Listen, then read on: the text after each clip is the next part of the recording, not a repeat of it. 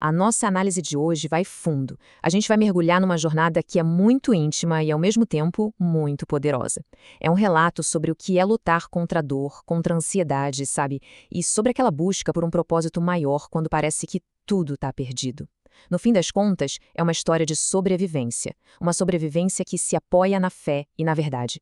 Vamos começar? E a jornada já começa assim com uma honestidade quase brutal. Essa frase não tem filtro nenhum, ela coloca a gente bem no centro da angústia, sabe? Já estabelece um tom de vulnerabilidade que vai nos acompanhar por toda essa análise. Ok, então, antes da gente entender a solução, precisamos entender o problema. Esta primeira parte vai nos mostrar a profundidade do sofrimento que deu início a tudo isso. E aí, a gente tem a raiz de tudo. Apresentada de forma bem direta, sem rodeios, o diagnóstico é esquizofrenia paranoica. E isso, nossa, isso muda tudo, né?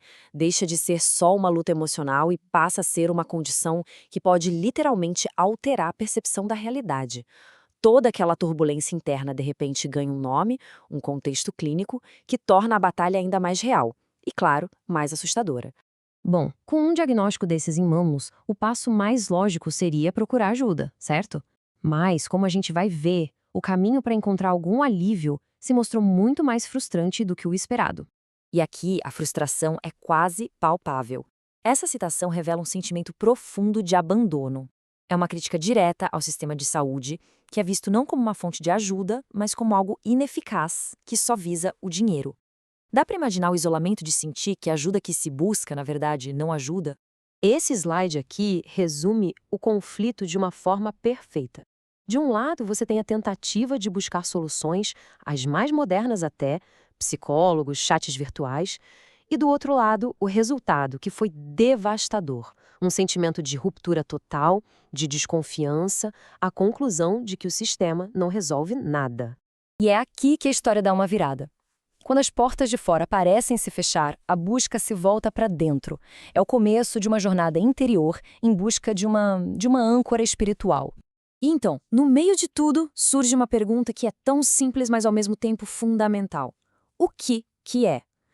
Essa pergunta é o verdadeiro ponto de virada, sabe? Ela prepara o terreno para a resposta que vai se tornar a nova base para conseguir sobreviver. E a resposta é surpreendentemente simples, na verdade. A verdade, nesse contexto, não é nenhuma filosofia complexa. É o ato de falar a verdade. E segundo a fonte, isso em si já é um ato de resistência, porque o mundo tenta o tempo todo sufocar essa verdade. E aqui, essa ideia de verdade ganha um rosto, ganha um nome. Ela se conecta diretamente com a fé em Jesus, que é apresentado como a própria personificação da vitória. A fé, então, deixa de ser só uma crença e passa a ser a garantia de que, no fim, a verdade e a pessoa vai vencer essa luta. Certo, então a base da fé foi encontrada. Mas e na prática? Como isso funciona no dia a dia? É isso que essa sessão explora, as ações e a mentalidade concreta para conseguir enfrentar a dor. A fonte pergunta diretamente, mas enfim, como a gente consegue sobreviver? E essa não é uma pergunta solta no ar. É um pedido por um manual de instruções mesmo, por estratégias reais para a resistência de cada dia. E aqui está o tal manual. Vamos dar uma olhada em cada ponto.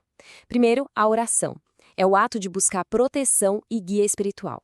Segundo, a esperança. Aquela crença fundamental de que ela nunca morre, não importa o quão difícil a situação pareça.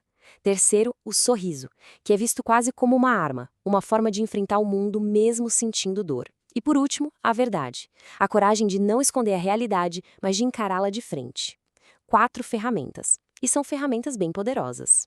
E essa jornada não para na sobrevivência pessoal. Ela evolui.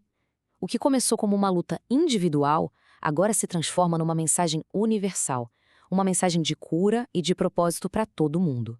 Sobreviver aqui deixa de ser o objetivo final para se tornar uma missão. O foco muda de si mesmo para os outros. Ajudar a levantar quem caiu, abraçar quem está doente. A ideia é fascinante. A dor pessoal se transforma em combustível para ter compaixão pelos outros.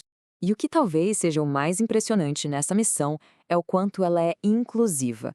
O convite para se conectar, para buscar a cura, não é só para quem já acredita. Ele se estende de braços abertos aos irmãos ateus e irmãos agnósticos. É uma mensagem muito poderosa de união, que vai bem além de qualquer rótulo. E assim a gente termina com essa pergunta, que faz a gente pensar.